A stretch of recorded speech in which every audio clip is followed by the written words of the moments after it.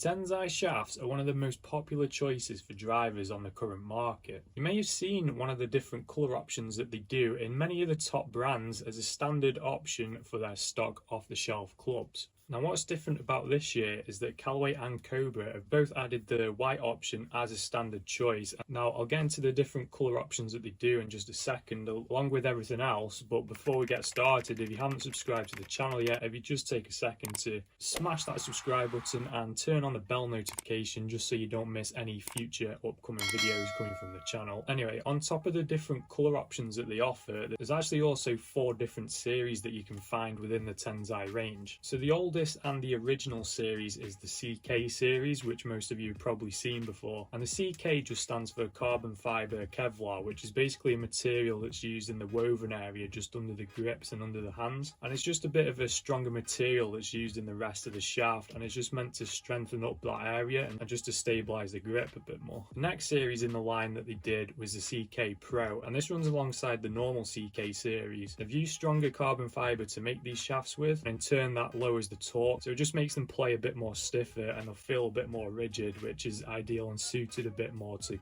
quick club head speed. The next series in their lineup of shafts is probably the most popular one, and that's the AV Raw. Now instead of using the Kevlar material under the grip, they actually use an aluminium vapor, which is what the AV stands for, which is there for the same principle that the Kevlar material is doing, but it's just meant to be a bit tighter and a bit thinner than the previous tech. And other than that, the AV range also uses just different materials throughout the shaft, which makes it feel a lot smoother and just generally better, while also tightening up the dispersion slightly. And then, as I mentioned before, Callaway and Cobra having brought out a new blue and white option for this year, that's basically the same as the AV Raw, but they've dropped the raw side of things, so it just doesn't have the same sort of finish as the previous one. But they've also added another new technology which they call X-Link, which is again is just there meant to make it a bit stronger, and again without having to compromise the rest of the shaft. Then lastly in the lineup is the 1K series, and if you haven't guessed already, it's because they use a 1K material under the grip, and that is apparently 3 times thinner than the previous Kevlar technology, and it's basically the newer version of the CK Pro, and it just comes with a lot heavier weight options, which is meant for elite players, as it really is a top of the end range of shaft.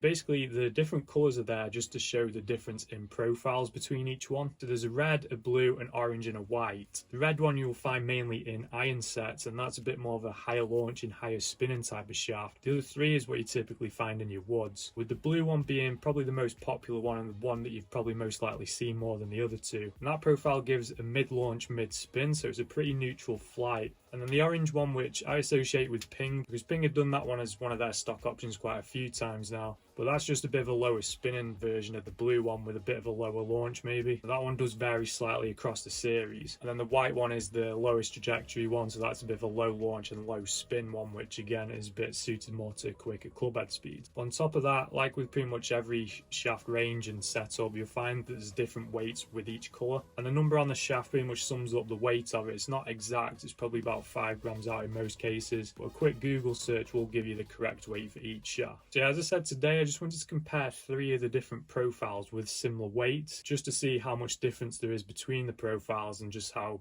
much different they actually feel. Now, I was actually struggling to find any demo kits that were offering all 3 colour choices to try out, so I had to actually build my own and add my own adapters to 3 of the different colours, just so I could play them all on the same driver head, and no surprise, I added a tailor-made adapter to it. And all 3 of them are in the AV series using the 65 number on the side. So I hit 10 shots with each one in the stealth head, and actually it was a bit more exaggerated, and I was seeing a bit more difference than what I was actually expecting to see, to be honest. I was most looking forward and most interested to see how the white one performed in this. I don't think this was actually comparing quite as good as the Kylie shaft, which is actually one of the stock options for the stealth, but they're also made by Mitsubishi, which is the same company that makes Tensei. But anyway, if we dive into the numbers properly, so the club speed and ball speed is pretty much how you'd expect them to be between the blue and the orange, but I think the white, I could have been a bit biased with that and maybe trying a bit too hard, because as I said before, it's the one that I was most interested in. I was probably just giving it a bit more. Now the launch to spin ratio, which is really what the profile's main focus point is, the orange was maybe just launching a tad too high for what we should be seeing really. I would have expected that to be around the same sort of launch as the blue, but with it being a bit of a lower spinning shaft, I don't think it's actually too bad of a thing if you can get that high launch and low spin. and the spin actually between the three is exactly how you'd expect to see them. But with the 1700 average with the white, you could argue that that is a bit too low, and the same with 1900 on the orange, and then maybe even with the blue, which was just over 2000. Now I was playing this on a 7-degree head on the Stealth Plus. That is quite a low spinning setup as it is. So the height was the same between the blue and the orange, which you probably would expect to see that. With the orange launching a bit higher but the blue was spinning a bit more, they kind of cancelled each other out. With the white though, that was going quite a bit lower, which is what you'd want to see for a low spin, low launch shaft. And then the orange was just coming in a bit flatter, which will be giving it a bit more roll. Distance wise, the orange was getting a couple more yards out of the blue, and then the white was getting 5 more out of the orange, which is probably down mostly to the spin. Like I say, the lower the spin, the further it generally go. But that is why you're seeing the white straying offline a bit more, just because of the low spin and the added distance. There's just more chance for it to go offline.